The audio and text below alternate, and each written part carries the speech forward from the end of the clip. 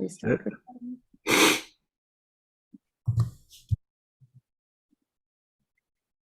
So good evening, everyone, and welcome to our live talk and discussion on mindfulness-related topics, together with Lorien, Oliver, and myself.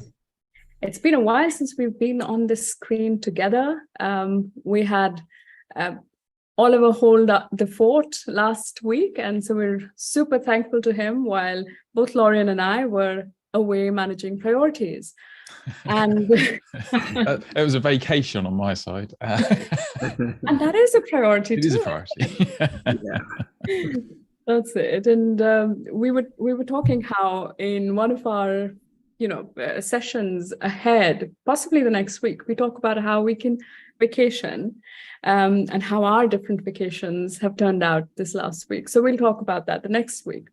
But for today, we thought we'll talk about why do mindfulness? And we know that mindfulness is supposed to bring the stress down in our systems, bring down our reactivity, so to say. But then there's also another facet of mindfulness, which really in terms of neuroplasticity adds on to help improve our focus and productivity, be it at workplace, be it at home, be it in terms of memory. And so we wanted to talk a bit about what shows up in terms of questions around how mindfulness can improve focus and productivity. Let's bring that question in first. We'll do a quick round of discussion, and then we go into a meditation with Oliver. And we have another question for discussion after, post which we will have Lorien do the loving kindness meditation, the metta bhava meditation at the end of the session. I hope that sounds like a promising lineup, because I can't wait to see what emerges from this hour ahead. So here we go. Lorien and Oliver, we had this fascinating question today, and I'm going to use my phone here so I use the words right on both the questions, because they're so similar, and yet they could show up as different answers. So the one question we had was, why can't I focus on what I need to focus on? Yes, it is an interesting question. It's an interesting question. Lorien, do you want to go ahead, or you want me to share? Lorien? Oh, sorry. I thought you said. Yeah. Did you want to? Yeah. No, I don't know. Go for it, Oliver. You kick off. Yeah. Go for it. I'm usually like heat up slower, but usually I like to hear this and that, and then not too summary, but yeah, I'm like that. But anyways, I don't mind. Well, at this question, first I thought the mind works differently than the mind works on itself, if that makes sense. For example, if I want to fix a computer, let's say, I am the one, the worker, and then there is an object, a computer there. Then I fix it. It's almost like two separate things, two separate entity. But back to the mind work on itself, right? And then sometimes the more you want to do something, it's harder to achieve. I think that's why we have these proverbs in different cultures, like haste make waste, right? That makes sense. Right? If you want to speed up too much, and you don't get it there in time. Remind me what's the original proverb is, but that's how the mind works. I want to use an example of, for example, if there is a barrel of water, let's say, with different dust in it. The only way to see if this is the only way. At least one of the best way is, in order to get clear water, you just let the water stay there, right? Let the water stay there without any interference. If you have something, you're too hasty, hey, get clear, right? With a stick, right? You stir that. That only works the opposite way. I think that's the mechanism of mind. And recently there was an interesting example. My little daughter, 6 years old, was playing piano. You know, sometimes she could focus. You know, at 5, 6, sometimes it's hard. I just suggested, hey, how about you do this? You know, sit cross-legged at your piano stool. Just think. Don't play at all. You can put your fingers on the piano, but don't play. And then think. Right? Think. She followed, and I even added one more section to that. You could even go around, right? Run in the living room, and across the kitchen, and then come back. Maybe grab something and then sit down. And then again, you probably still don't play. You think a little bit and then play, right? And actually, it worked out pretty good. And back to the question: why can't I focus what I need to?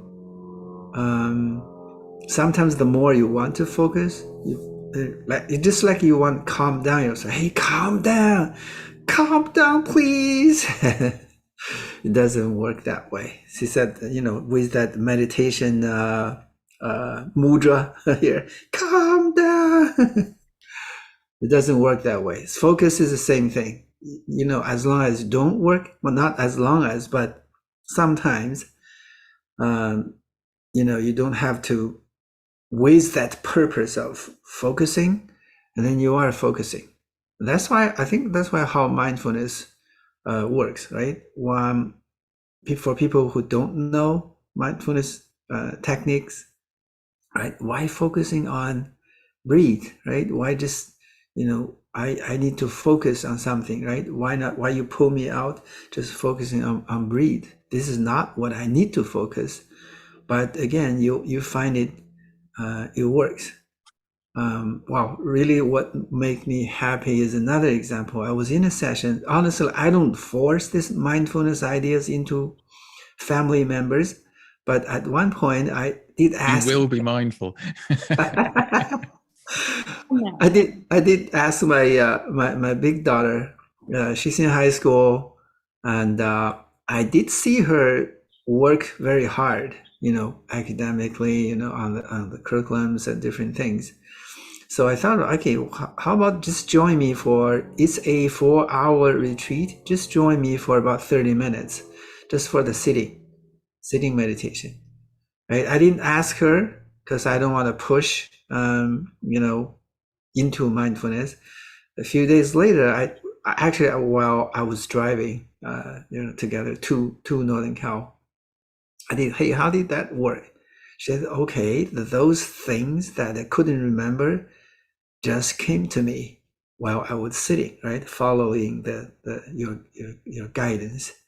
I think it worked out great. So now it's time to suggest, hey, how about just do a few minutes in between your hard work and see how that goes, right? That's also a kind of focusing. She probably want to focus too hard, to finish, to accomplish. But I think putting some mindfulness in between will help.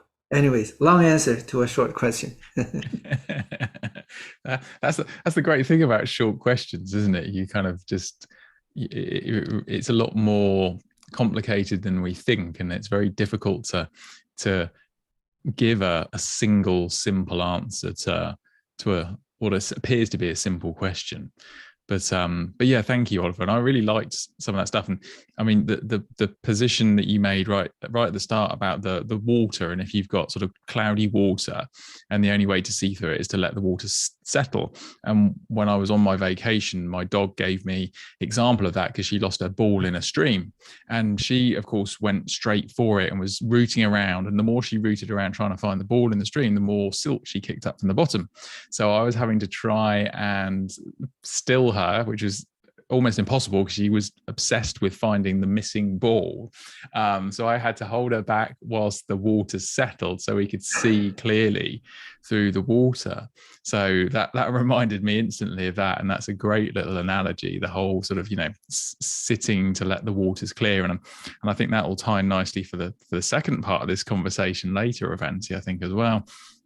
But I think also one of the things that sort of came out in what you were talking about there, Oliver, I think was that in essence, one of the tenets of non-striving, and this notion that we create so much pressure on ourselves to do a task that we think we should be doing, whether that's playing piano or studying for our exams or whatever it is in life, creating social media posts to promote your enterprise, all those sorts of things. And the more we think that we have to do that, the more pressure we create for ourselves, the more we strive to create an outcome, the more pressure there is in the brain, the more sort of, the more it can contract. And then we stop thinking clearly, and it can be very difficult. We can sort of put ourselves in sort of looping patterns of thought, whether that's relevant to the topic we're trying to do or whether it's not relevant to the topic we're trying to do.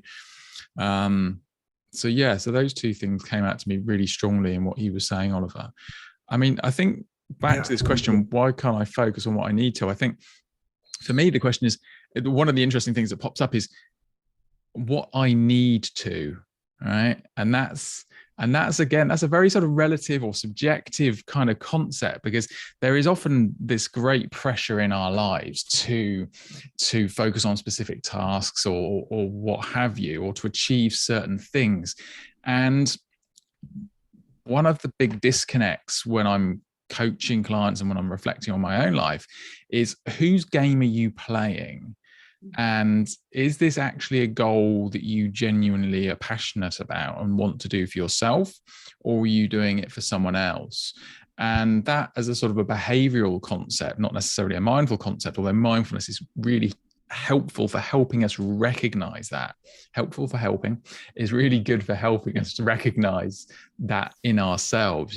What is it that we're striving for, and whose goal is it? Whose game are we playing? Because if we're playing a game, if we're following a goal that we feel we should do, but that we don't want to, again, we're going to create this disconnect in pressure. And we still might need to do it. Like, I use the joyous example of tax returns. No one wants to do their tax return, right? But sadly, if you put it off long enough, they come for you. So you kind of need to do those things. But often in life, I think we're often striving to conform to standards that don't necessarily benefit us. They may benefit us, and we need to be mindful of those, and we need to work within the constraints of society in which we live as best as we can. But actually, are we playing the right game? Is there a different game we could be playing that would actually intuitively get us more gripped? I mean, I know when I'm doing something I really enjoy, because it's far more easy.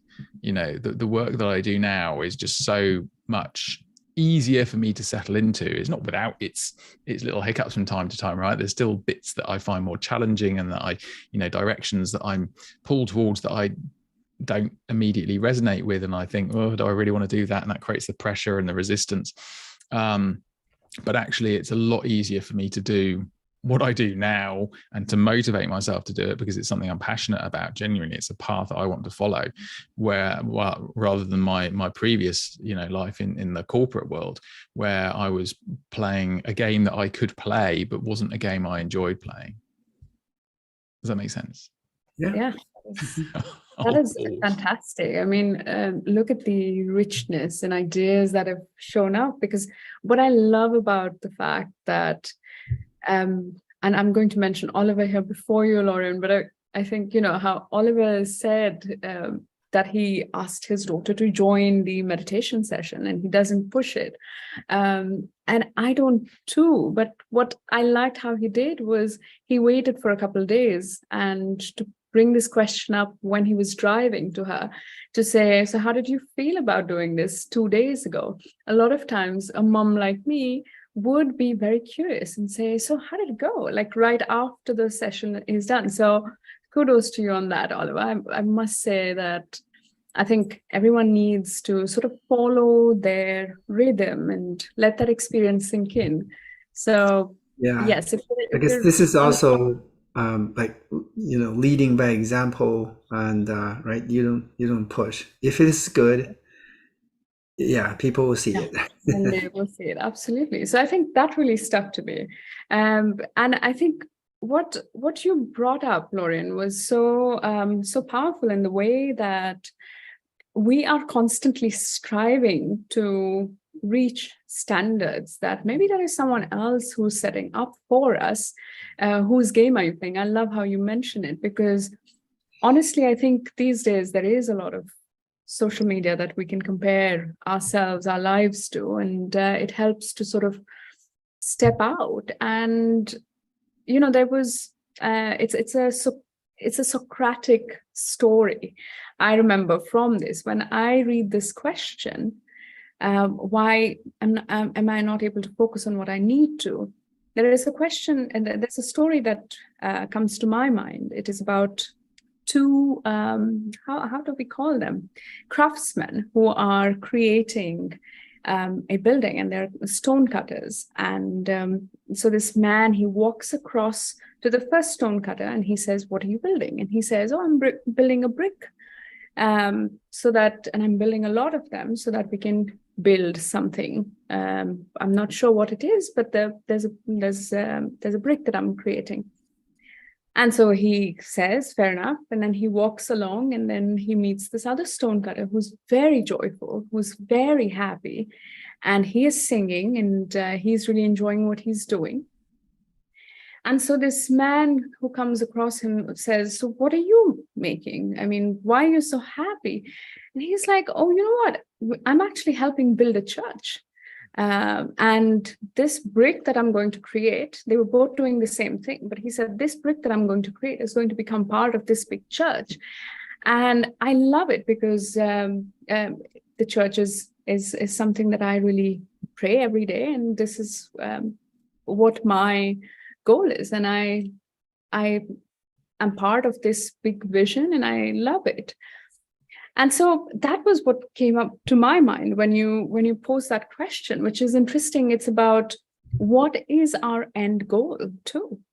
Are we doing it because we must do it? When I hear the word need to, what is that compulsion that is driving you? Is it because you must feed your family, or is it because you are creating a world for tomorrow, or you're creating this group of enthusiastic young people, readying them up for the years to come ahead? And I think when you change that perspective a little bit and that mindset a little bit, I think it brings in a whole different perspective, the bird's eye view, and that is what came to me. Yeah, no, definitely.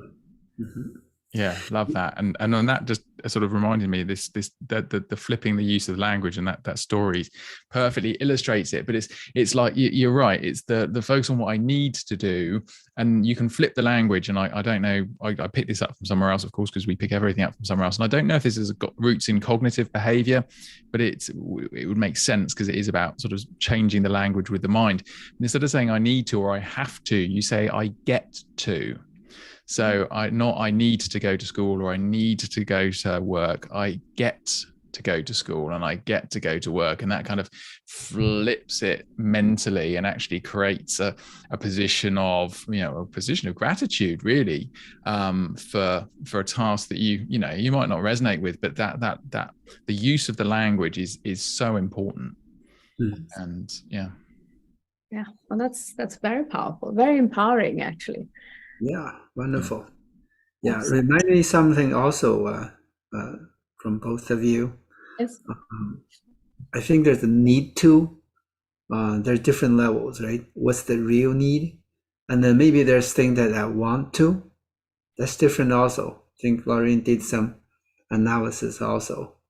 Something I want to, like you watch the social media and then you want to be same like that. That's not the real need.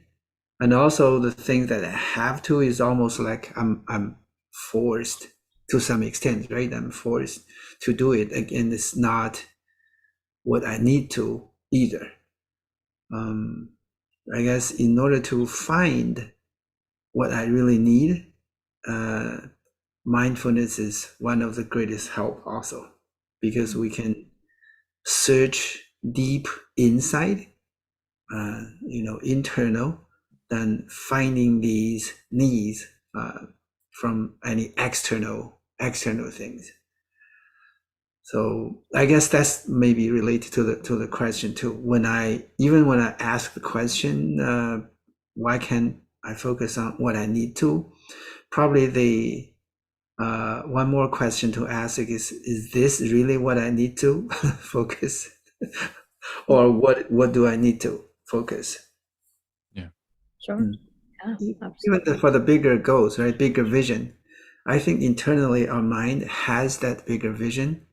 It's really more the external stimulations or attractions, interference that stir the mud even more, right?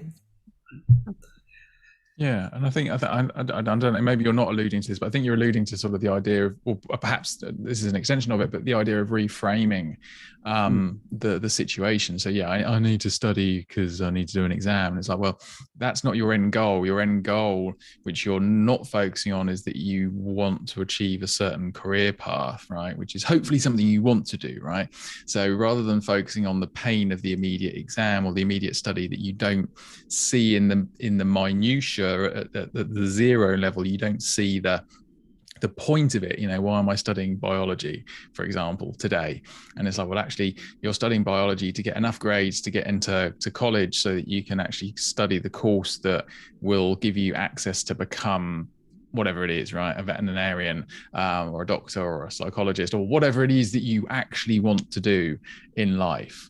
And it's kind of it's perhaps, focusing on that end game plan, zooming out rather than being lost in the pain of the moment. I've got to fill in my tax returns. Well, actually, I'm filling in my tax returns so that I don't get fined, or because it frees me up to focus on other things, right? You can zoom out and look for the bigger picture to give you a better position to move from, perhaps. Great. Yeah. I love these discussions, and we could go on for a few. Yeah, we might not. There'll be no meditation today because we're just debating. Did everyone finish the tax return already, or is I'm still going to do mine? Trying to stir even more, right? Yeah.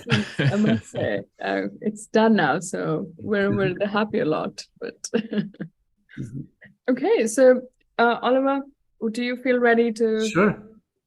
Guide us, please. Yeah. So talking about that, thoughts, goals, and this is a piece that you may be familiar with. It's just sitting, watching the thoughts. But I think I like to bring it here. So let's do it one more time, because like my daughter told me that she was benefited from that.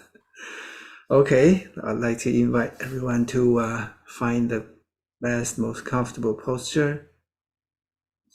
You could do sitting up, either on cushion or chair. This could also be done, either standing or lying down. choose the posture that fit you the most. If you're on a chair, try lean forward a little bit. Let the back leave the back of the chair. Let the body support itself. You can try feel the 2 feet grounded on the floor.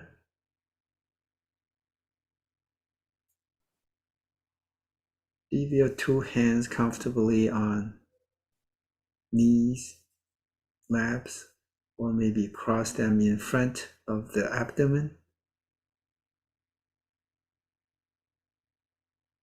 I recommend that you lower your gaze, maybe looking at 45 degrees on desk or floor.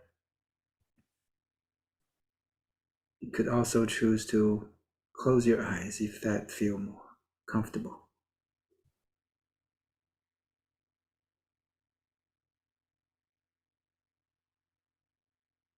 Let's begin with watching our breath for a few moments. Choose your best anchor. It could be your nostril area.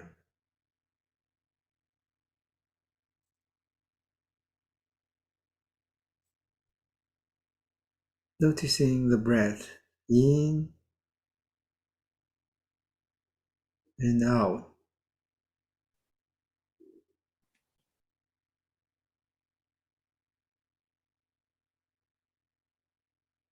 What the breath is like.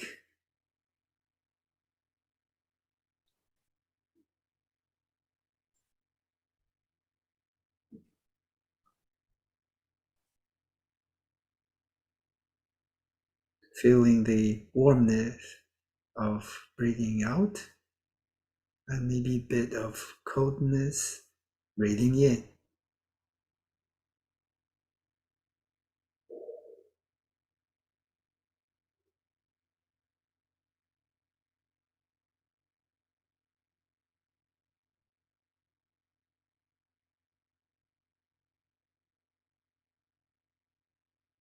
You could also use the belly, abdomen area as an anchor too.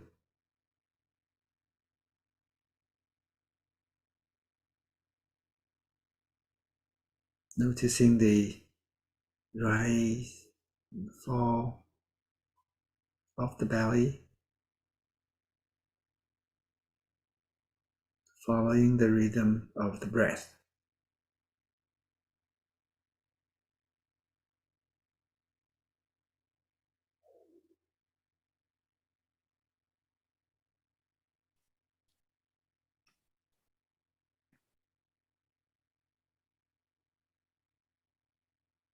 And now when you are ready, let's bring our awareness to our thoughts.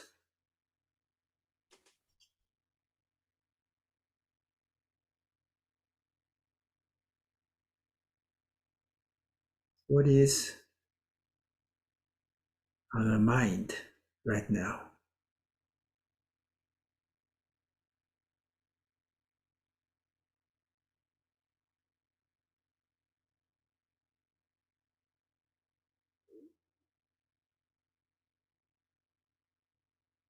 If you can, watching the thoughts from a third party point of view.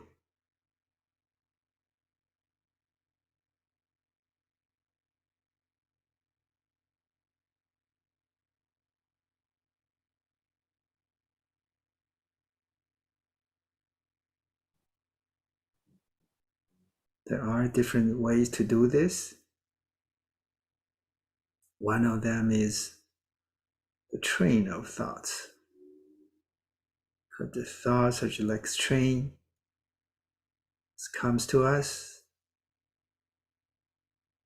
maybe stop a little bit, and then it goes away.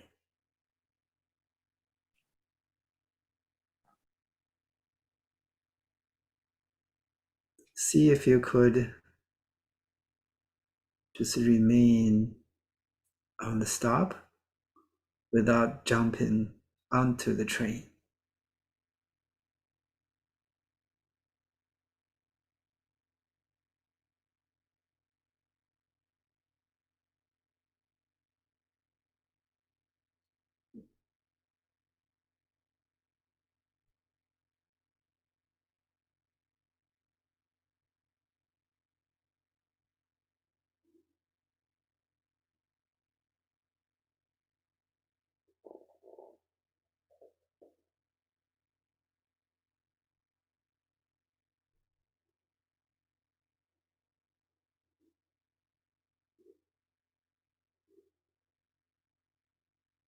You could also imagine yourself on the side of a river or maybe a little creek.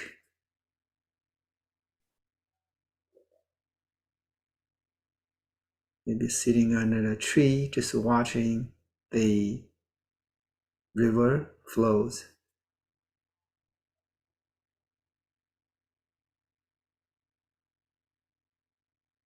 So the water comes to us and flow by us, and then it flows away.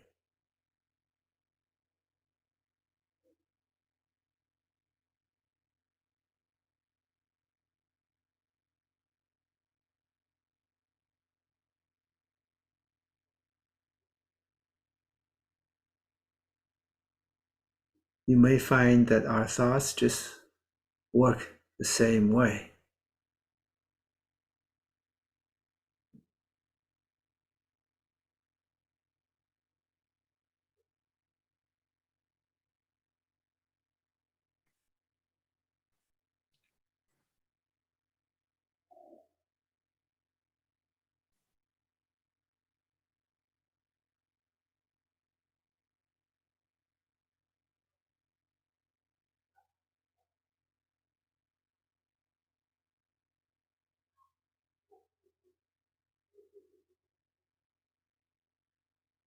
No matter it's the train or the river, you may find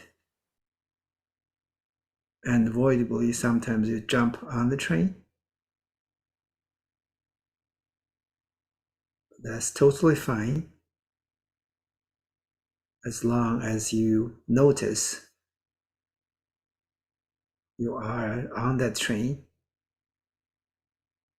and then congratulate yourself because that is a success. That is mindfulness.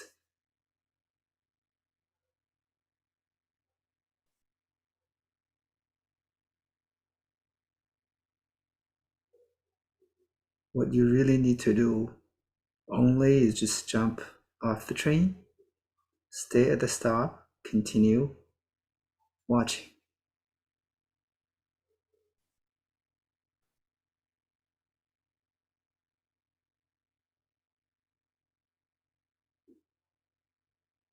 Works the same way in the example of a river.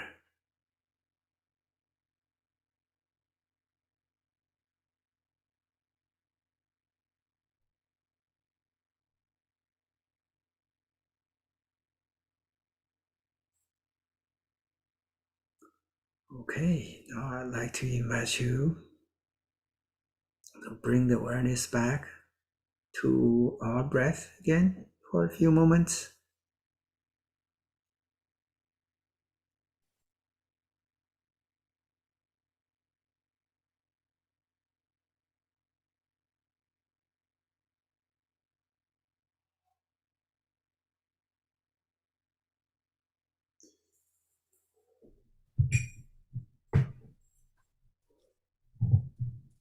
Okay, the sounding of this bell will bring a close to this short meditation.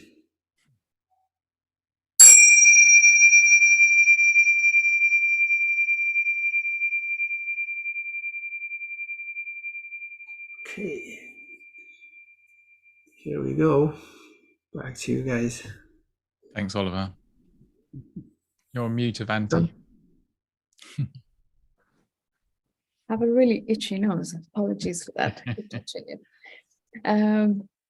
Yes, thank you so much, Oliver. That was lovely. You're welcome. That train of thoughts didn't seem to cease for me.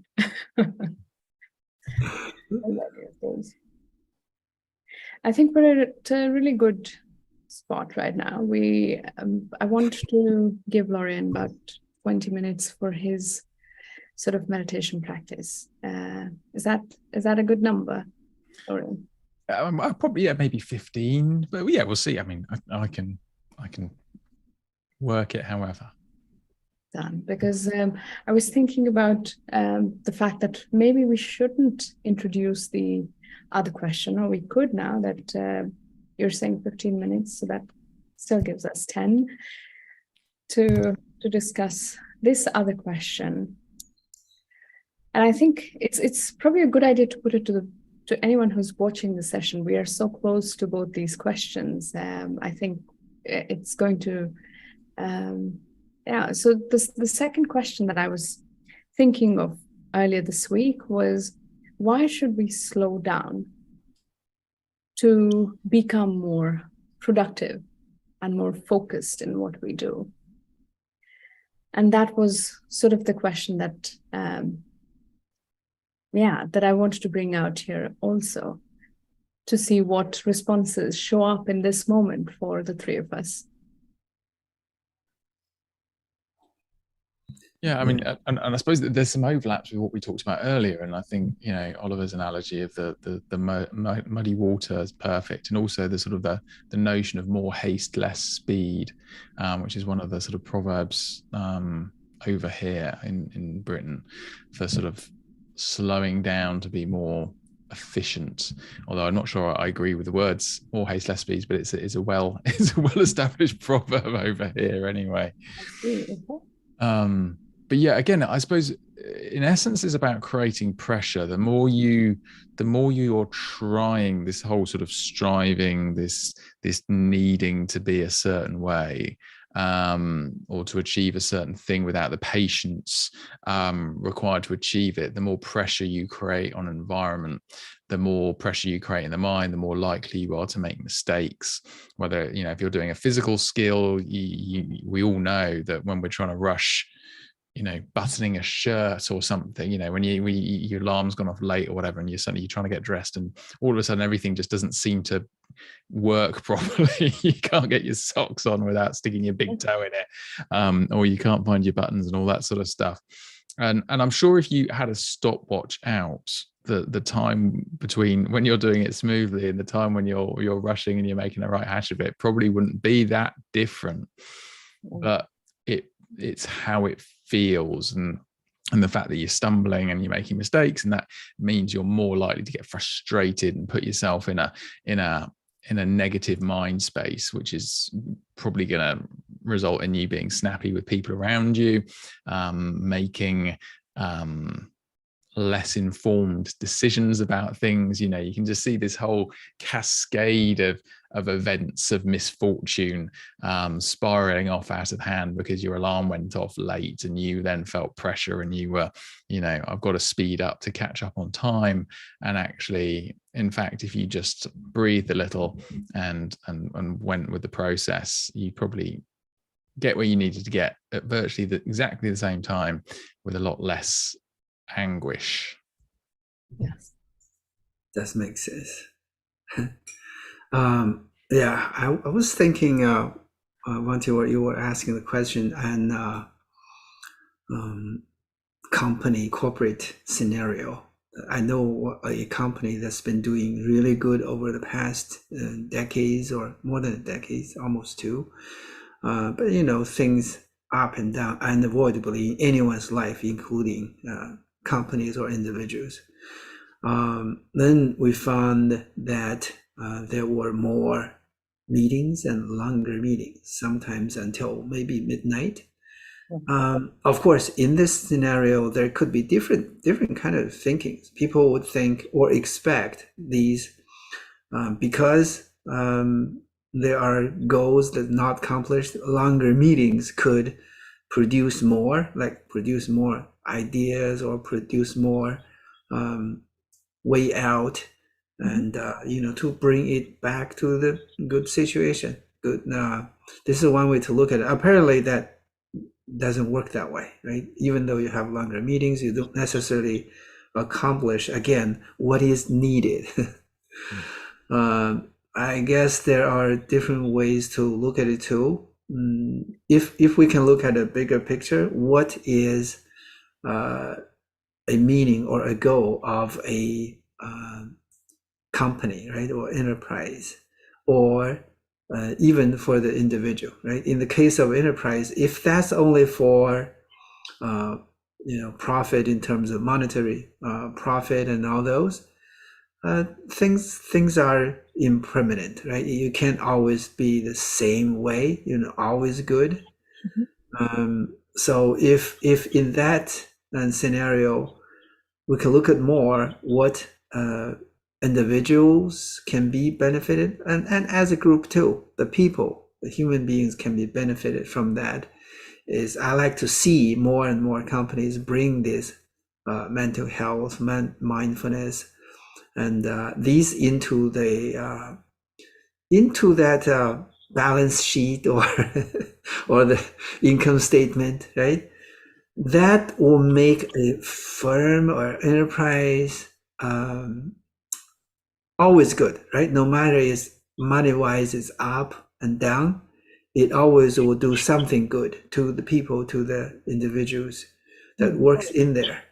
For an individual too, right? Even just for, if again, we put a bigger picture, we could benefit no matter we're doing things, we're accomplishing more or less, right? Again, in terms of number of things we're able to do to accomplish that checklist, to-do list. But if you look at that way, or mental health or personal growth that way, almost like everything, some of the things looks like wasting time becomes more meaningful also, right? So one way is just to look at from a bigger picture, right? What is the meaning of life, or meaning of the existence of one company over there, right? Back to just for productivity, sometimes we think if we rush, we could accomplish more. Again, that's not true, right? Your emails, phone calls, you want to finish as much as possible. That doesn't really work that way too. If we pause, slow down, the right answers will pop up, right? And you will find out probably you don't even to accomplish everything on that to-do list, and that actually productivity is reached. I think there are many cases like that also. So I think pause or slowing down definitely help. That is yes, and very, very poignant, I think, in the fact that, and the reason that this question brings to my mind, where in today's sort of the productivity stream, we're needing to look busy, to look effective at our workplaces, isn't it? I mean, we need to look like we're doing something all the time. But really that is counterintuitive, because and I'm reading Daniel Kahneman's book, Thinking Fast and Thinking Slow, and so it's interesting how if we're constantly solving problems, then we are not using our full mental capacity, because we're only using our short-term memories to manage situations. But if we are taking a step back and thinking from a more strategic perspective in each of our roles, it doesn't have to be in managerial roles, that if we can step back and see, okay, so my job here is to bring these 100 Excel sheets together. Either I do it fast, or I use a macro to bring them together. So it's to say, how you using that long-term memory, where you say, can you step back and look at how the whole process can be done better, rather than just rushing in, putting in Excel sheets. And that's why we have integration of tools, and so there's a lot more possibilities these days. So really stepping back allows us to see things more clearly, and choose our own creative means to get a job done, which will also probably bring engagement back into work, that we're not being micromanaged, saying, oh, you must type it a certain way. And of course, these are examples that I'm loosely tying together to make a point. So yes, I think for me, slowing down really helps with that perspective. Not having to look busy all the time affords you that space and mind space to step back and relook at things. So that's what I want to add. Yeah, quickly and look like busy. I wish maybe not all the companies, but maybe if more and more companies, at least managers, top senior managers can have this idea of mindfulness, right? Personal growth in mind, and people don't have to fake. I think that's a big waste of everything also, right? And becomes more real, more genuine, and that actually automatically bring up the productivity also. Yeah, exactly. Being left to our own devices to figure the best ways ahead. Yes. All right. I think we're in good time, and I think it was nice to discuss. There was certainly some overlap, and I think it was good to get some ideas on the table. So good for us. Let's move into our final meditation for the day. We have Lorien. I am doing the metta meditation now. We have about 15 minutes, and good enough time to just sit down and just be grateful for things we have. Yeah, thank you very much, Avanti. So metta, loving kindness, loving awareness, and it's a bit of an alternative to the sort of the more traditional mindfulness approaches, because we're actually consciously bringing thoughts into play, whereas most of the mindful practices are focusing on other things, the breath, the body, to help us separate ourselves from the noise of the mind. Here we're actually intentionally bringing forth positive statements of intent for ourselves or for another, and allowing us to meditate on that experience. So it's a really interesting alternative. Some people find this very challenging. They can find the statements a bit pithy, perhaps, or a bit disingenuous. It's very easy for us to think that we are perhaps not as nice a people as we would like to be, and we do all on occasion let ourselves down a little bit. But actually wishing loving kindness, positive intentions for ourselves or even for other people can feel a bit uncomfortable to start with. So be kind with yourself when you're doing this, if you're new to the metta practice. And if you find it awkward, then you're in good company. Lots of people do. So don't panic and think that there's anything more wrong with you because you're not flowing with this metta practice. You can do it for yourself, and that's, I think, the origin of the practice was focusing on yourself with kindness. But it's often easier to do it for someone else, someone you care about, someone you have a positive relationship with in your life, or even for an animal or a creature if you struggle to find a suitable positive relationship with a person. So the invitation is to bring someone to mind that you have that positive relationship with, that you hold well, that you could easily and naturally wish good things for. So just let your eyes close, and sitting or lying as you prefer, whatever works best for you. And just take a moment to bring a suitable subject for your kind intentions to come to mind. And bring them to life in your imagination. Actually let your imagination flesh this person out, bring the color to them. Where are they? What are they doing? How do they sound? How do they look? Make that person feel real in your imagination. So again, this is where it deviates from other types of meditation, other types of mindfulness. So let this person fill your mind. And you don't have to say these statements exactly. I'm going to use a number of examples. You can reword them in your own mind. And just say them at a gentle interval in your mind, within your head. You don't need to say them out loud.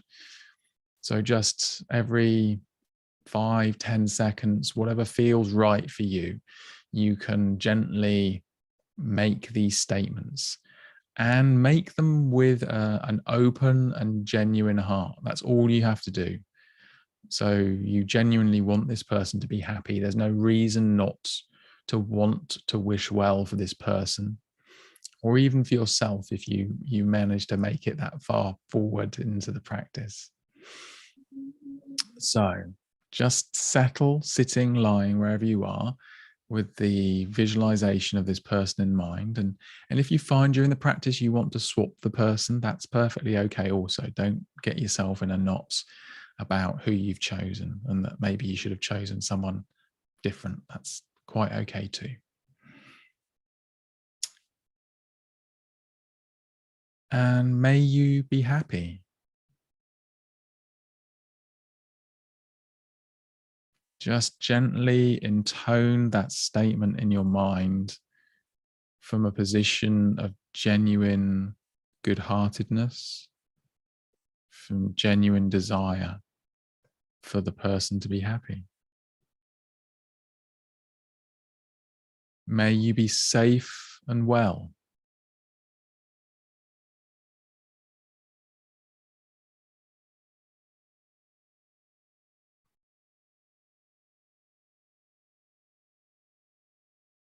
May your relationships be good.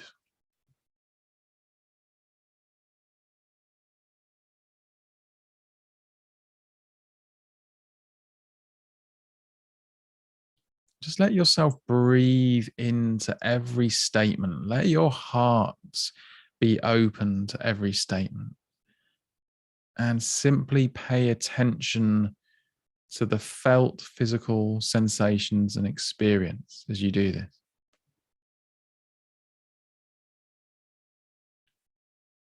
May your body be healthy.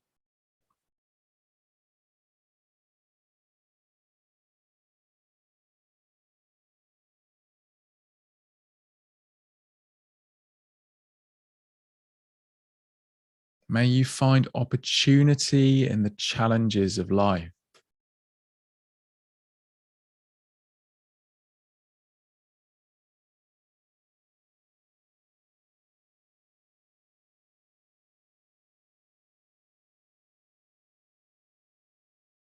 May your hopes be realized.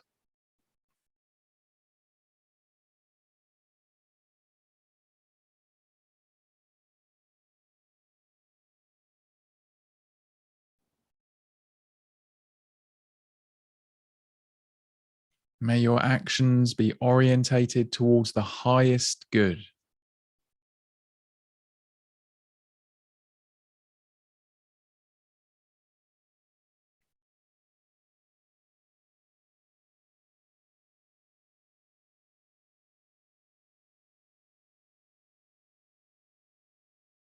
May your heart be light.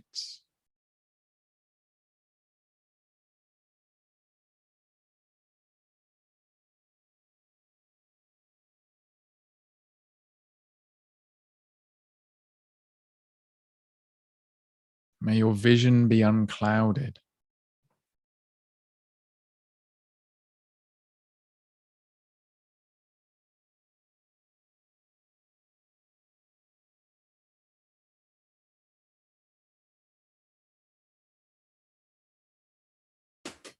May you know peace.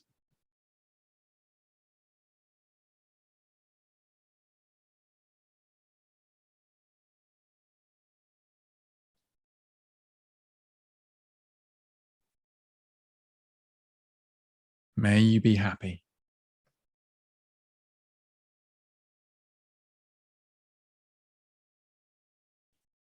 And see if you can let yourself, with your visualization of this person, this individual, this animal, or even yourself, see them in this state, see them happy, free from harm, healthy body, with a light heart.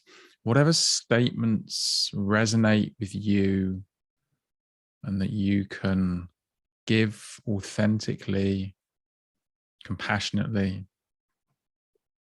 with an open heart.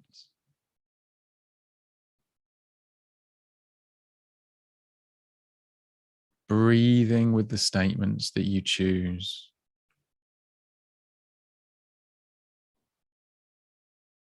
Letting your heart rest open in this space.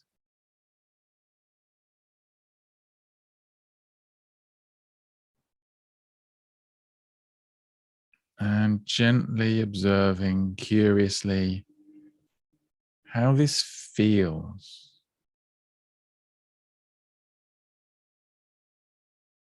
What happens to the experience of the mind and the experience of your body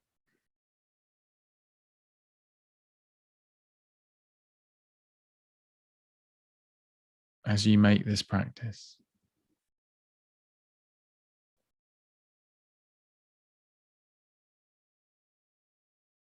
May your hopes be realized.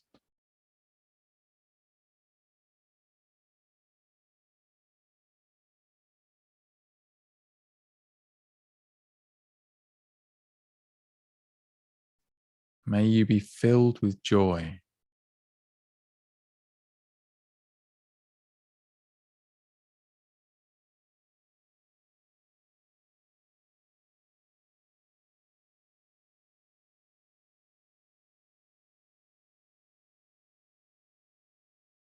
May you know strength in difficulty.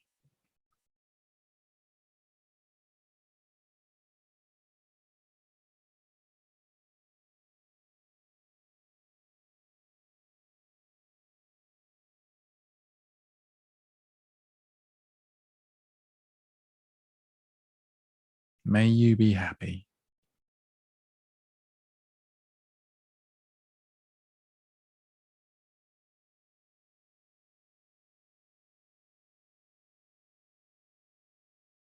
And if you want to, just keep gently making phrases, saying phrases in your mind or out loud if you're in a place that you're happy to do so, that feel authentic to you, that feel natural to you, from a position of genuine good intention, open heart. Just gently allowing these words to come from the heart and the mind.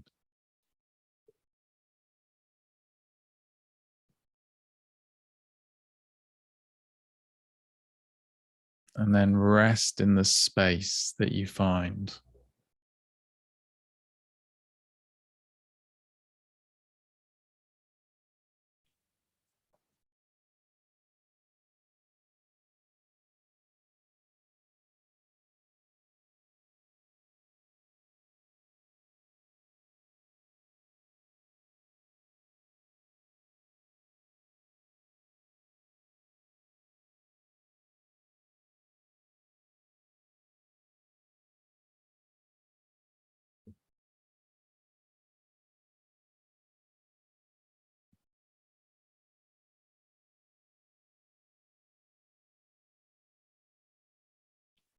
So when you're ready, just gently let go of the visualization and allow yourself to gently come back to the space that you're in.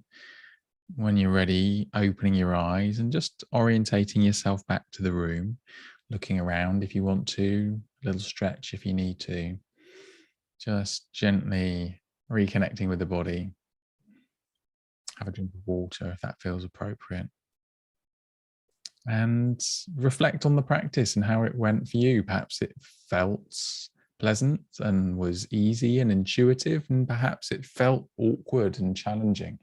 The mind might have been in a million different places. The body may have been uncomfortable. Just see what was true for you. See what you noticed and whether that can offer you any insight into the nature of the experience of your own mind. Thank you.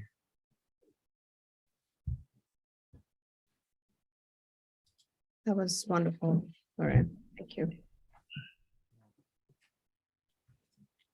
Thank you, guys. Right. So here we are again. It's that time of the day. We've now finished our. I think I should make an appeal for feedback. I mean, we've now a few sessions that we've recorded, and we want to appeal to our viewers. If you've still been with us till the end of this minute now, please, in the comments below, please share your feedback or formats that you'd like us to bring more meditation, more mindfulness related discussions to you, so that it gives us this soundboard that we can share information with. With that, thanking you all, grateful for both your time, Lorien and Oliver. We'll see you next week. Until then, you have a lovely week. Bye for now.